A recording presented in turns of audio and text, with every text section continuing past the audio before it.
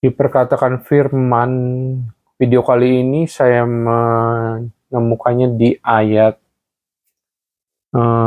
Roma 13 ayat yang ke-10. Bunyinya adalah, karena kasih itu tidak berbuat jahat kepada sesama manusia, terhadap sesama manusia, karena itu kasih adalah kegenapan hukum Taurat. Saya ulangi, kasih itu tidak berbuat jahat terhadap sesama manusia, karena itu kasih adalah kegenapan hukum Taurat. Terdapat di Roma 13 ayat yang ke-10. Jadi yang saya dapatkan setelah saya merenungkan firman ini, berarti kasih itu terang.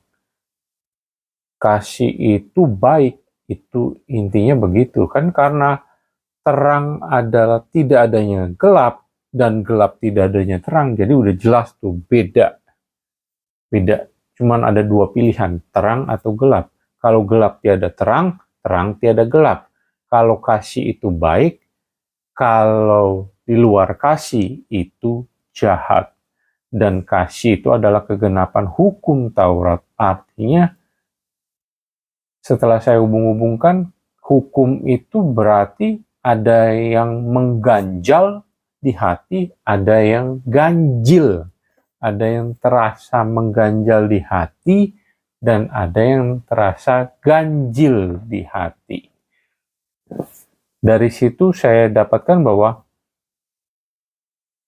genap ganjil, berarti kasih itu menggenapi hukum Taurat yang memang mengganjal di hati, tidak mengenakan di hati, dan terasa ganjil gitu.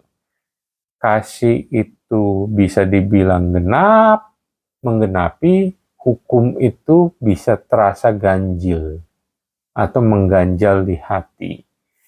Jadi bisa dibilang jelas ya, kasih itu jelas, kasih itu baik, kasih itu menggenapi. Sedangkan hukum itu bisa terasa ganjil dan mengganjal di hati.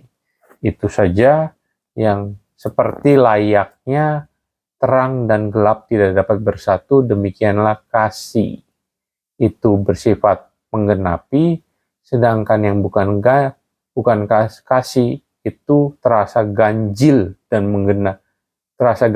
mengganjal di hati.